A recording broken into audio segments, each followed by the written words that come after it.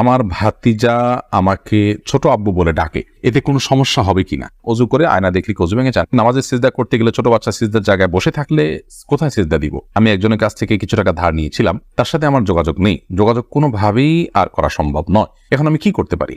আমার মামাতো বোন আমার বয়সে 5 মাসের বড়, আমি কি তাকে বিয়ে করতে পারবো? পরিবারের সদস্যদের সঙ্গে শান্তি বজায় রাখার জন্য ছোট ছোট মিথ্যা বলা যাবে কিনা? মেয়েদের মাসের একটা নির্দিষ্ট সময় নামাজ পড়তে হয় না, ওই সময় কি নখের নীল পালিশ লাগাতে পারবে? কেউ যদি ঢিলা কুলুপ না করে অজু করে তাহলে কি তার অজু হবে? ফরজ নামাজ শেষে বৈঠকে দুরূদ শরীফ পড়া শেষ করার পূর্বেই ইমাম সালাম ফিরিয়ে ফেললেন, সেক্ষেত্রে আমার করণীয় কি? প্রশ্ন উত্তর দেওয়ার আলোকিত ভবনে আমরা প্রবেশ করি। তাবিয়াতে লিখেছেন, মেয়েদের মাসের একটা নির্দিষ্ট সময় নামাজ পড়তে হয় না, ওই সময় কি নখের নীল পালিশ লাগাতে পারবে? হ্যাঁ, ওই সময় নখের নেল পালিশ লাগাতে পারেন। মাসিকের সময়তে যেহেতু আপনার সালাত নেই, অতএব নেল পালিশ আপনি ব্যবহার করলেন, আপনার ওযু করার প্রয়োজনীয়তা নেই, আপনি এটা করতে পারেন। এরপর যখন পবিত্র হবেন তখন আপনি সেখান থেকে নেল পালিশগুলোকে রিমুভ করে আপনি ওযু করে নামাজ পড়লেন, এটা জায়েজ আছে, কোনো অসুবিধা নেই। ইবাদত ইসলাম আপনি লিখেছেন, ওযু করে আয়না দেখলে ওযু ভেঙে যায় না, এতে কোনো ওযু ভাঙে না। আরফাত ফারজান আপনি লিখেছেন, স্বামীর সামনে টিপ লাগালে গুনাহ হবে কি? সৌন্দর্য বর্ধনের জন্য লাগাতে পারেন, কোনো অসুবিধা নেই, সেটি জায়েজ আছে। বিথি রহমান আপনি লিখেছেন, নামাজের সিজদা করতে গেলে ছোট বাচ্চা সিজদার জায়গায় বসে থাকলে কোথায় সিজদা দিব? সেক্ষেত্রে একটু ডানে বামে আপনি সরে সিজদা করতে পারেন, তাতে কোনো অসুবিধা হবে না। একটু এক কদম ডানে সরে গেলেন বা এক কদম বামে সরে গেলেন কিংবা এক কদম পেছে সরে গেলেন, কোনো অসুবিধা নেই। আর যদি কোনোই জায়গা না থাকে তাহলে এক হাতে আলতো করে বাচ্চাকে একটু সরিয়ে তারপর আপনি সিজদা করতে পারেন, কোনো অসুবিধা নেই। আব্দুল করিম পাটোয়ারি লিখেছেন, ফরজ নামাজ শেষে বৈঠকে দুরূদ শরীফ পড়া শেষ করার পূর্বেই ইমাম সালাম ফিরিয়ে ফেললেন, সেক্ষেত্রে আমার করণীয় কি? ফরজ নামাজের শেষ বৈঠকে ইমাম আপনার দুরূদ শেষ করার আগে যদি সালাম ফিরিয়ে ফেলেন তাহলে আপনি খুব দ্রুততার সাথে দুরূদ শেষ করবেন। আর যদি দুরূদ শেষ করতে অনেক দেরি হয় তাহলে সেক্ষেত্রে কোনো একটা স্টেশনে দাঁড়িয়ে সালাম ফিরিয়ে ফেলবেন, আপনার সালাত হয়ে যাবে ইনশাআল্লাহ। অর্থাৎ যে কোনো একটা জায়গায় অর্থবহ হয়, যেমন আল্লাহুম্মা সাল্লি আলা মুহাম্মাদ ওয়া আলা আলি মুহাম্মাদ শেষ করলেন, পরে আপনি সালাম ফিরিয়ে ফেললেন, কারণ এখানে একটা অর্থবহ বাক্য হয়ে গেল। আর যদি শেষের দিকে থাকেন তাহলে দ্রুততার সাথে শেষ করে তারপর আপনি সালাম ফিরিয়ে ফেলবে। এরপরে চামেলি খাতুন আপনি লিখেছেন, পরিবারের সদস্যদের সঙ্গে শান্তি বজায় রাখার জন্য ছোট ছোট মিথ্যা বলা যাবে কিনা? ছোট ছোট মিথ্যা আর বড় বড় মিথ্যা, মিথ্যা সর্বাবস্থায় ঘৃণিত এবং জঘন্য অপরাধ, এটি মৌলিকভাবে করা যাবে না। তবে দুজনের মধ্যকার বিবাদ মেটাবার জন্য যদি মিথ্যা বলতে হয়, একজনের কাছে গিয়ে অন্যজনের ব্যাপারে ইতিবাচক কথা, এমন কোনো কথা বলা যাতে করে তাদের মধ্যে সম্পর্কটা জোড়া লাগে, তো সেটাকে শরিয়া জায়েজ রেখেছে। পরিবারের সদস্যদের মধ্যে যদি এরকম কোনো পরিস্থিতি তৈরি হয় তাহলে সেক্ষেত্রে ওই ধরনের মিথ্যা কথা বলা জায়েজ আছে। এছাড়া আপনি খেয়াল খুশি মতো আপনি মিথ্যা বললেন পরিবারের সদস্যদের মধ্যে তথাগত শান্তি বজায় রাখার জন্য, এটি জায়েজ নয়। বরং সত্যবাদিতার অভ্যাস আমাদের মধ্যে গড়ে তুলতে হবে। মিথ্যা আজ আমাদের রন্ধ্রে রন্ধ্রে ঢুকে গেছে, যার কারণে আমরা আমাদের কেনাকাটা, আমাদের কাজকাম, আমাদের শিক্ষা জীবন, আমাদের শিক্ষকতার জীবন, আমাদের কর্মজীবন, আমাদের জীবনের প্রতিটা ক্ষেত্রে আজ মিথ্যার সয়লাভ হয়ে গেছে। তো এই জায়গায় পরিবারের শান্তি বজায় রাখার নাম দিয়ে আবার তথাকথিত ছোট ছোট মিথ্যা বলার বিষয়টি কখনো অনুমোদিত হতে পারে না।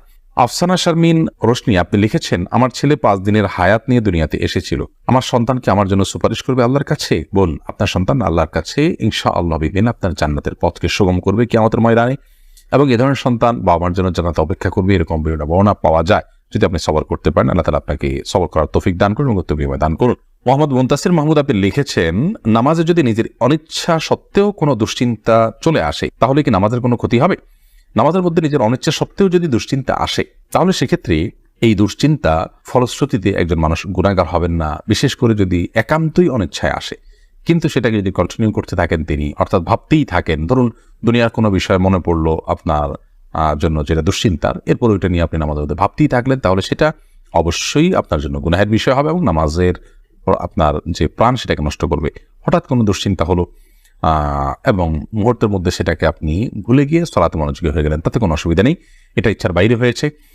আর আখিরাত নিয়ে, আল্লাহর ভয়, কবরের আযাব, এই জাতীয় বিষয় নিয়ে যদি আপনার দুশ্চিন্তা হয় সেটা তো খুব প্রশংসনীয় বিষয়, কারণ সেটা আপনার সালাতকে আরো বেশি আপনার আল্লাহর কাছে গ্রহণযোগ্য করবে ইনশাআল্লাহ। শারমিন আক্তার আপনি লিখেছেন, আমি একজনের কাছ থেকে কিছু টাকা ধার নিয়েছিলাম, তার সাথে আমার যোগাযোগ নেই, যোগাযোগ কোনোভাবেই আর করা সম্ভব নয়, এখন আমি কি করতে পারি?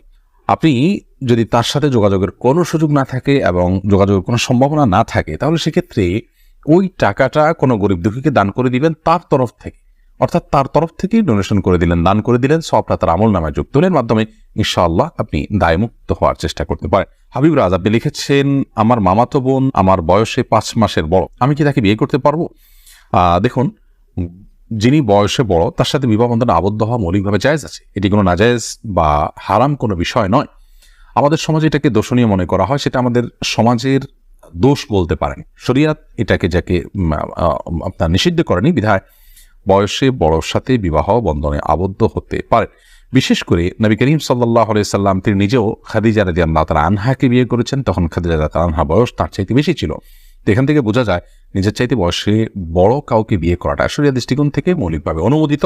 এটাকে দোষণীয় মনে করাটা বরং দোষের বিষয়। আমাদের শরিয়াতে এত ফ্লেক্সিবল রেখেছে বিষয়গুলোতে, অথচ আমরা সেগুলোকে অনেক বেশি আপনার সংকুচিত করে ফেলছি, এবং যার ফলশ্রুতিতে নানা রকমের অপরাধ প্রবণতা কিন্তু আমাদের সমাজে বেড়ে চলেছে। তারিমা আপনি লিখেছে, আমি প্রেম করে বিয়ে করেছি, হারাম সম্পর্ক করেছি, এখন কি করলে আল্লাহ আমার সংসার জীবনকে সুখের করবে, কোনো উপায় আছে কি? আমাদের দুদিন পর পর ছোট ছোট বিষয় নিয়ে অনেক ঝগড়া হয়, এখন আমরা কেউ কাউকে সহ্য করতে পারি না, এখন কি করলে আল্লাহ আমাদের শান্তি দিবেন, প্লিজ জানাবেন। বোন তারিমা, আপনারা আল্লাহর কাছে আগের কৃতকর্মের জন্য লজ্জিত হয়ে ধন্যবাদ ক্ষমা চাইবেন, চোখের পানি ফেলে মাপ চাইবেন যে আল্লাহ আমাদের অন্যার জন্য আপনি মাফ করেন, লজ্জিত থাকবেন।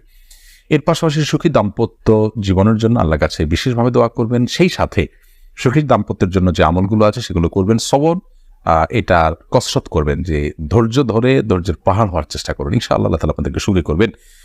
এ বিষয়ে আমাদের অনেকগুলো পরামর্শমূলক ভিডিও আছে, সেগুলো শুনতে পারেন। এমনি আলামিন লিখেছেন, কেউ যদি ঢিলা কুলুপ না করে অজু করে তাহলে কি তার অজু হবে? যদি পেশাবের পর পানি ব্যবহার করেন, তারপর আর পানি ফোটা পেশাব ফোটা না বাইর হয়, অজু হয়ে যাবে। ঢিলা করা তার জন্য ফরজ ওয়াজিব নয়।